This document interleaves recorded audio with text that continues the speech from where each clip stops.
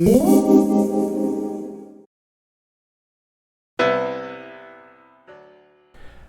back, Gadgeteers. Just thought I'd do another health update for you. I know many of you have been asking about what's going on. And thank you, by the way, for the compliments and comments on the video that I just did, which was a tech video, not a health video. And also thank you for the comments that you've given me on my health videos. It really does help more than you probably realize. There have been some times through all this where I've just kind of felt depressed, honestly, and down on my luck, and I try to get over that, but then I read some of your comments and I show them to my wife and I said, look at this, these people, they're here, they're actually helping me, and I really appreciate that. For those of you who don't know, let me just update you. I have a condition called dilated cardiomyopathy. The problem is genetic, and it occurred actually before I was born, and because of it my heart is weakening at a very rapid rate. I would say that in reality my heart's probably more akin to a 90-year-old right now, so I've been diagnosed as end stage. There are 4 stages, 1 through 4, and I'm now stage 4, so things aren't going all that well, and I'll explain more in a minute. But for those of you who don't understand dilated cardiomyopathy, it basically means that the heart is not able to pump correctly anymore, and it's weakened and kind of pumping out of rhythm, and the left ventricle especially is very weak, which is probably the most important chamber in the heart, and it eventually leads to sudden cardiac death unless you have a pacemaker defibrillator in your chest like I have had since 2010. Now for the updates. So many of you know I went in for surgery on March 1st, and the purpose was to put a new internal cardiac device, which is both a defibrillator, which will shock my heart and bring me back if need be, as well as the pacemaker part. Now, the previous one I had also did that, but it wasn't really designed for pacing, so they decided let's try this new one and see how much more time we can get out of this heart, basically, and try to get me to the point where I'm on the transplant list. So I need to get down to 250 pounds to be on the transplant list. Today I am 275, so I saw 274 for the briefest of moments, and then it passed, unfortunately. I have lost about 31 pounds now. I was 306 pounds when I started, so I'm very pleased with progress. What's kept me from dropping lower recently, I'll explain with the surgery. So anyway, I went in and had the new ICD put in. I was a little bit worried because they were going to shock me, and the anesthesiologist came in and was talking to me, and I was in a bed and I had all the wires on me, all the monitoring devices, and the alarm went off while I was sitting there, and it was what they call the triple alarm, which basically means you're going into VTAC. I can usually tell, as a matter of fact, I can always tell when I'm having any kind of weird beat, and I wasn't feeling that, so I knew it was a false alarm, but simply hearing that alarm, I did panic, like running around, but I was in complete panic. It felt like the entire floor had dropped away and I was in free fall. I mean, instantly I was ice cold, I was freezing.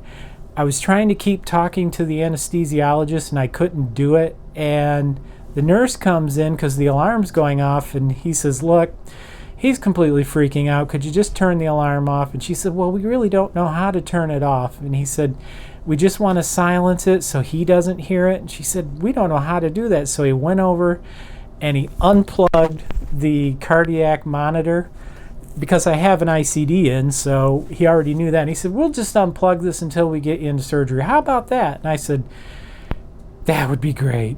So I really got panicked. I asked if I could have some medicine to relax me. He said, no, we usually don't do that before the procedure, and within 2 minutes of saying that, he left, and in comes a nurse who gives me a shot, a bolus into my IV with something to calm me down, and it worked, but it was so fleeting. It was like literally 5-10 minutes, and then it was starting to wear off. So I did inform the anesthesiologist of my great fear of being awake during the procedure, because I had been, I guess most people would consider it resuscitated, where they take the paddles and they put it on your heart and they shock you.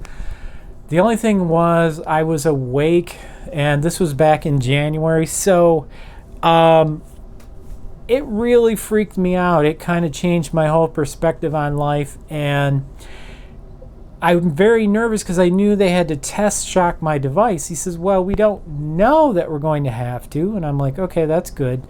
He said, but we cannot put you out because of your heart's weakened state. The more we put you out, the more we can damage your heart, and we really want to reserve that kind of thing for major surgeries. I said, okay, so what's the plan? He said, how about I keep you in a lighter kind of sleep, trance, twilight sleep, and then when the time comes to shock the device, if it's needed, I'll put you into a deeper sleep, but you will be breathing on your own, so we can only go so far with this. I said, sounds reasonable. So I went into surgery, and usually these ICD surgeries aren't really that bad.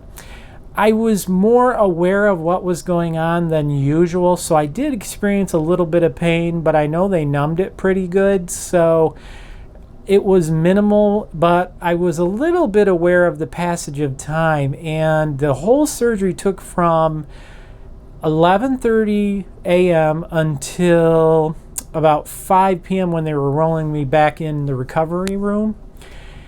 And the reason is they had to put a third wire up inside my heart, and unfortunately the artery that they go in curves around, and it was very important that they get this wire in because we wanted to have a total of 3 wires, what they call leads, in my chest, so this new pacemaker could beat my heart in one complete beat.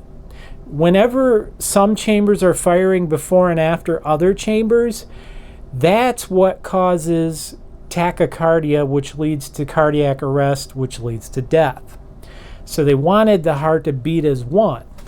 I didn't have high hopes with this new device, but lucky to say, they when I went through the surgery, like I say, I felt a little pain, and I was somewhat aware of the passage of time, and then there was nothingness. And then I was awake, and I woke up very fast, and I was talking with the doctors, and I asked, did you have to shock me? And they said, yes. Do you remember it? And I said, not a thing. So that was good news. However, when I woke up, I had an excruciating headache, something that I did not have the previous 2 times I had this surgery. And my chest, sorry, I just hit the mic there. My chest and my thorax and back down through my back was in really bad pain. So I want to stop here and tell you, if you ever are experiencing pain, it's very, very important that you keep telling people in the hospital until you get somebody to respond. I told about 7 people, and they were like, well, you just had surgery, you just came off the floor, this and that. And I'm like, no, this has never happened before, not like this. So 2 doctors came in. One was a resident, the other was a fellow. Of course, resident is kind of like doctor in training. Fellow is somebody who's went through all the training. And they were specialists for the device. And they asked me how I was feeling, and I said, well, fine, but I'm having this excruciating pain in my chest, and I don't understand it. And one doctor looked at the other and said, he more likely has pericardial effusion with pericarditis. Let's get a Doppler of his heart right away and see what's going on. And it ended up, I definitely had pericarditis and pericardial effusion. So let's talk about both of those words. The first one, pericarditis, essentially means the sac around your heart and part of your heart is swollen. That in itself is not good because it gives less room for your heart to beat. The second part, pericardial effusion, means that there is fluid in the sac that normally should not be there. And as you can imagine, it gives even less room for the heart to beat.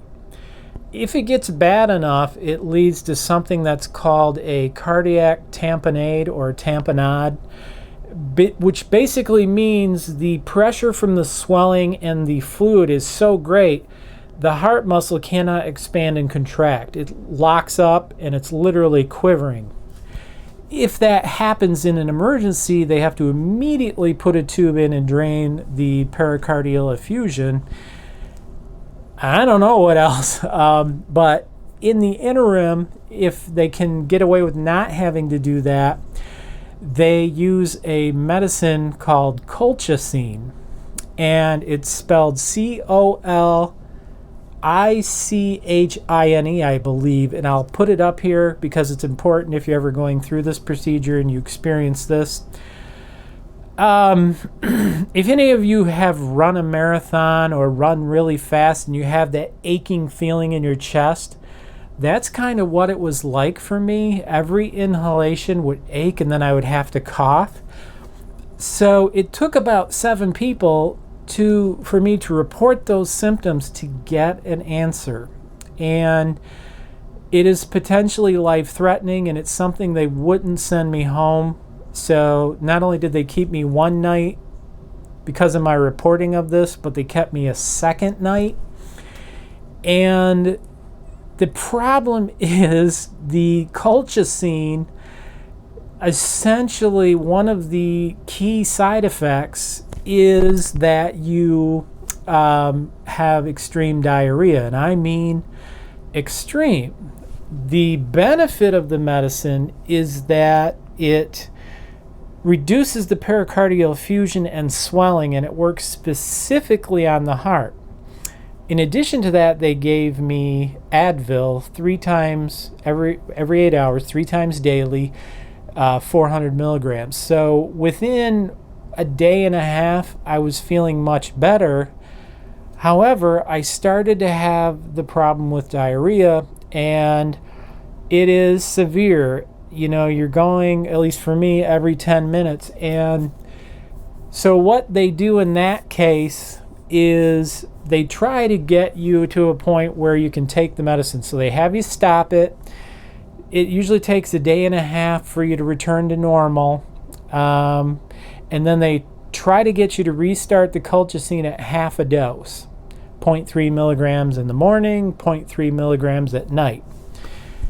Again, I lasted about a day and a half, and then the diarrhea hit. The problem is when you have a weak heart, it causes you to become dehydrated and your electrolytes to be off. If your electrolytes are off even just a little bit, it can cause your heart to go into an abnormal arrhythmia known as tachycardia or atrial fibrillation, and potentially it could be life-threatening. And you could get shocked and end up in the hospital getting resuscitated, which I don't want to go through again, because when I got resuscitated, I was awake.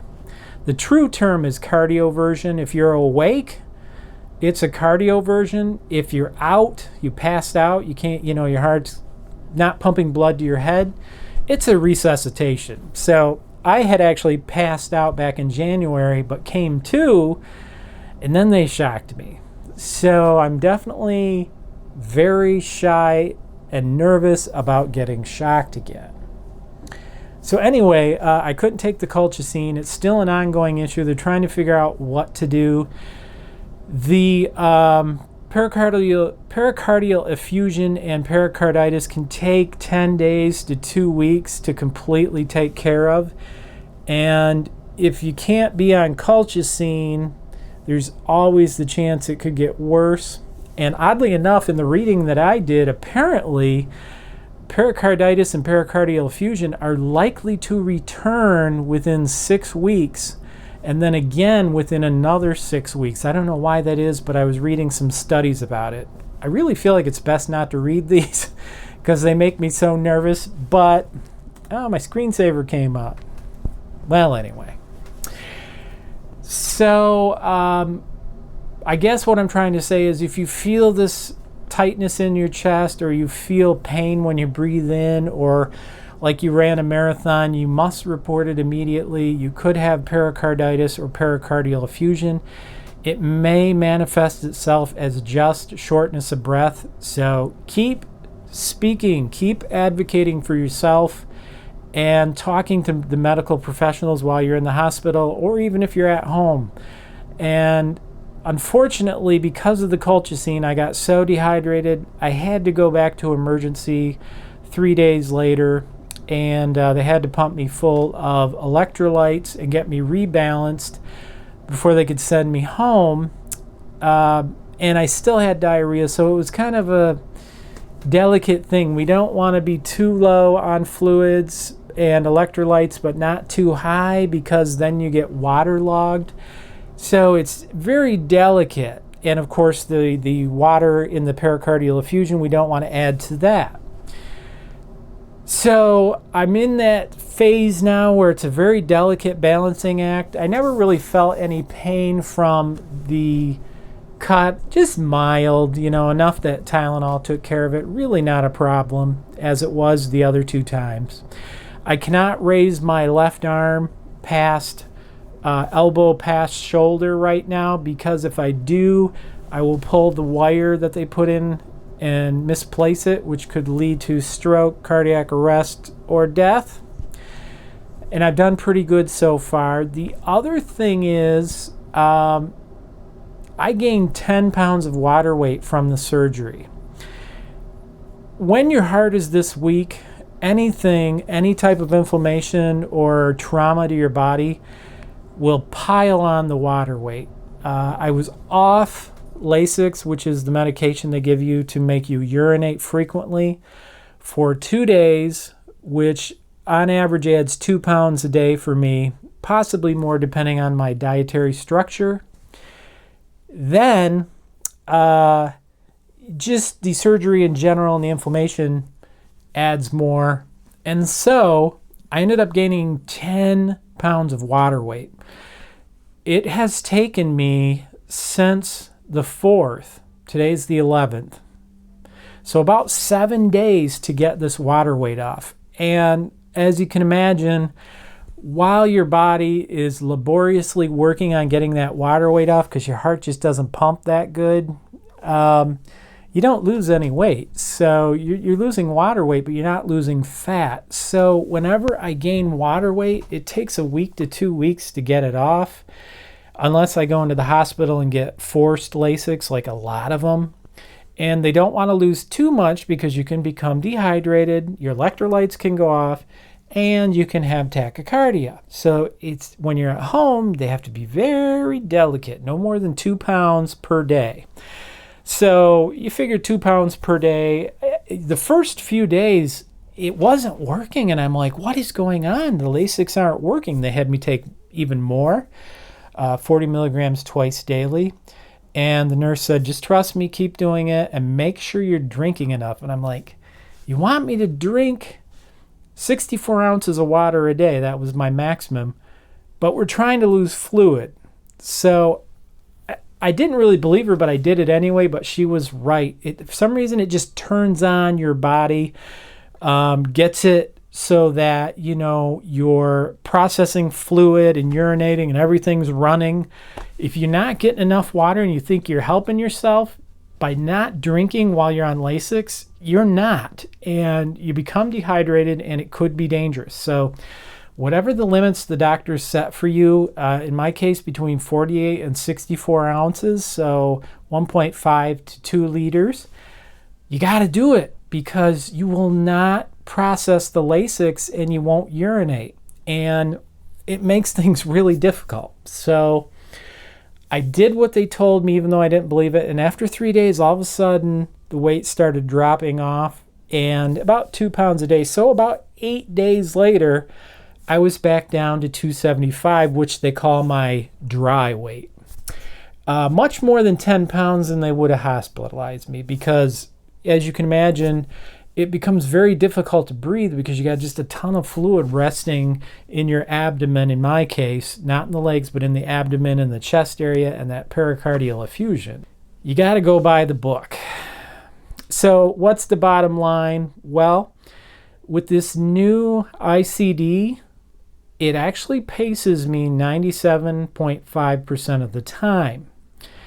The doctor said they really want to get it up to 100%, but they really can't because the heart just wants to do its own thing at least some of the time.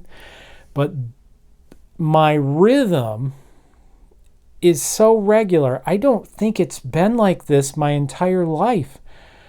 It feels so good.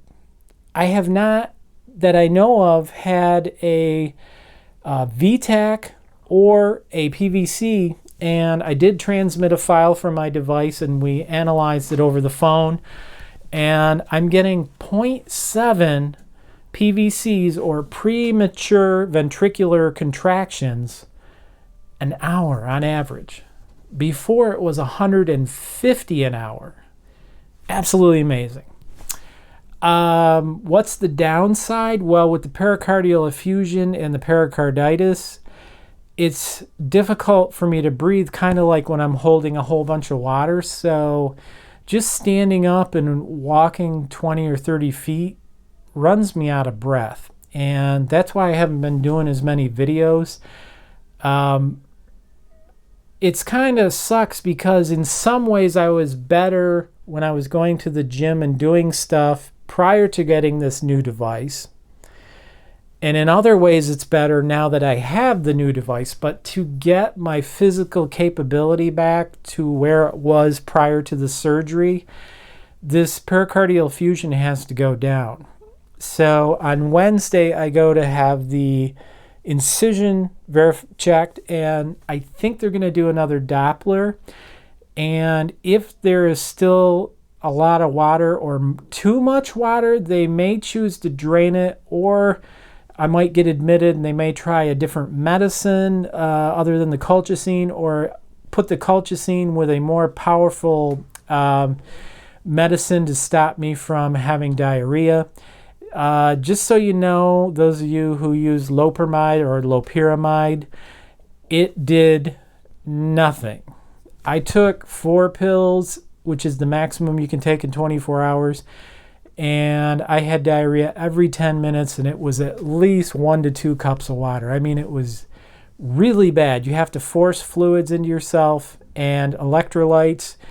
And if it goes on more than a day, you must go to the hospital if you have a weakened heart, because the the drinks that we get with the electrolytes in it, like Gatorade, aren't all that great.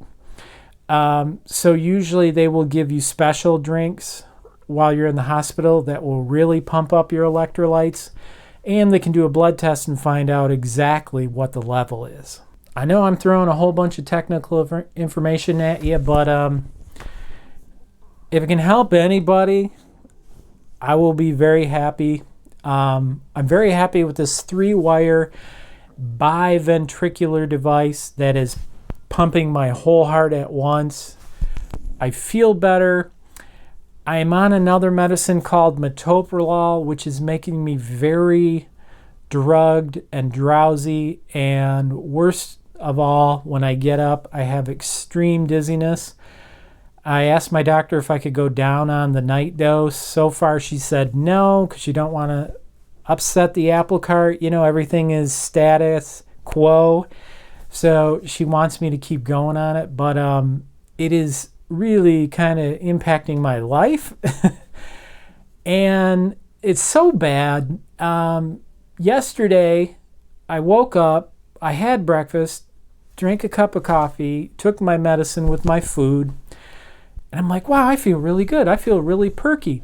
And then that medicine kicks in, and then just like your battery runs down to like 40%. And I'm like, I am really tired. And I just laid down and slept the whole day.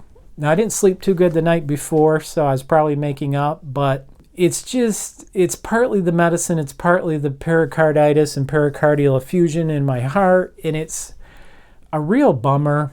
That's why I'm getting depressed, because I was in some ways feeling better, but I was having more of that bad arrhythmias, way more, 700 per hour, or excuse me, 150 per hour versus 0.7 per hour.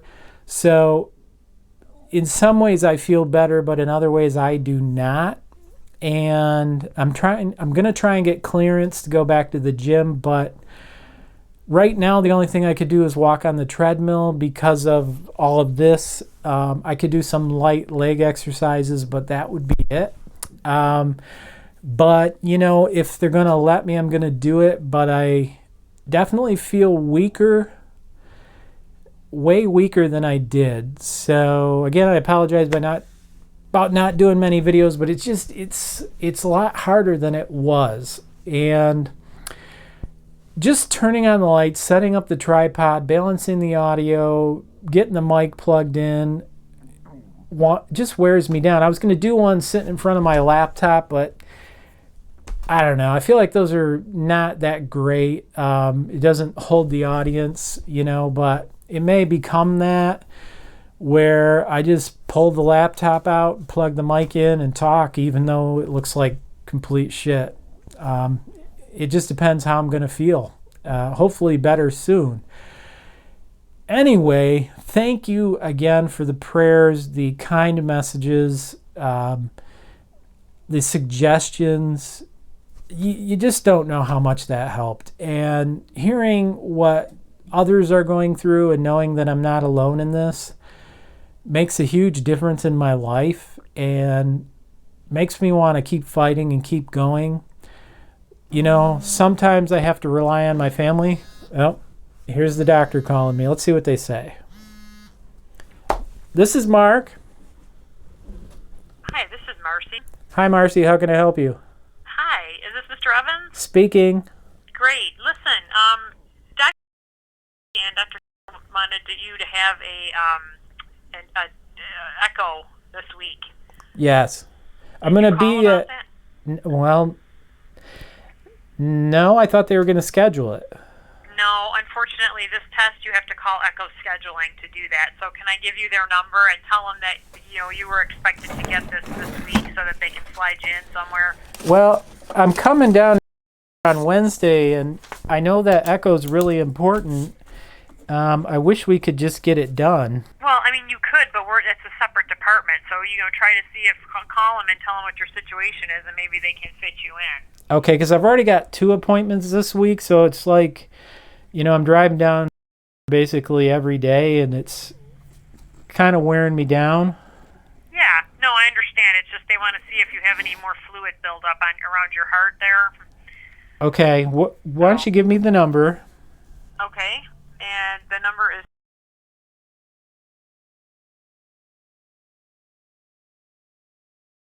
Okay, they're open till 5? Yeah, and they're usually pretty good about getting you in if you have, other appointments around stuff, so. Okay, I'll see what they say.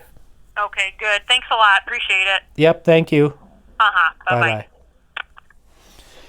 Bye-bye. I swear.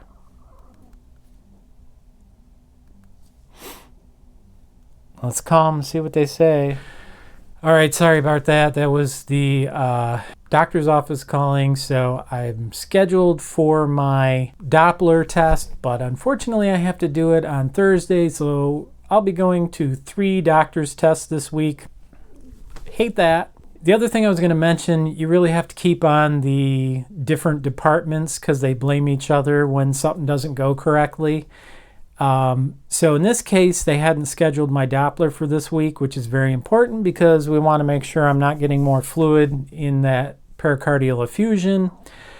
And they also didn't know who I should speak to about the colchicine and what to do after the fact. Kind of ticked me off, I'm not going to lie. So I stopped the recording in the middle of the phone call because I was getting really mad. Where were we? Anyway, thank you very much for the great comments. Thank you for the help. I know I've already said it before, so I'm not going to beleaguer the issue, but I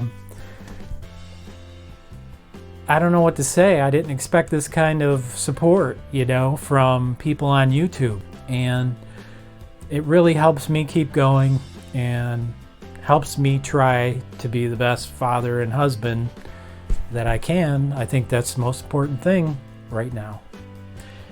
Thank you again for watching. I will see you next time on Fast Gadgets. This video was made possible with support from viewers like you.